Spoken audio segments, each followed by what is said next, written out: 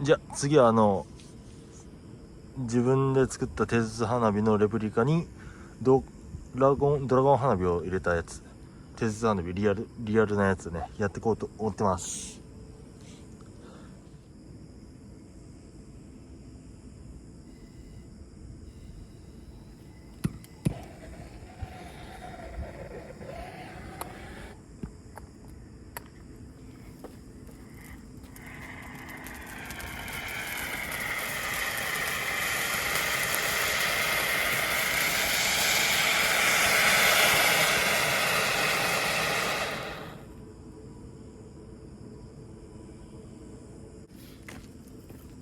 ちょっと T シャツ焦げそうだったんでタンクトップ1枚になります。危ないです。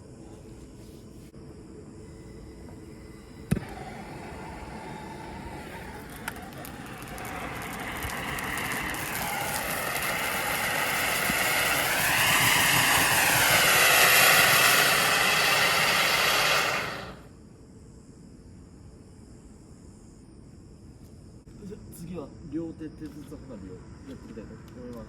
怖いけど。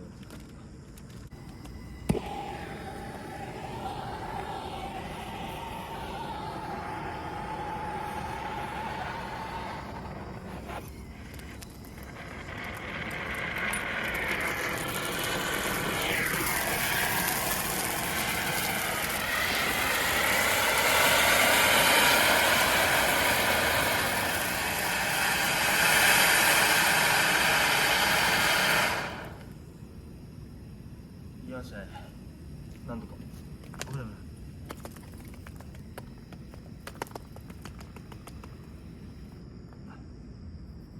い。なんとかやりました。じゃあラスト両手手筒花火やっていきたいと思います。ラストね。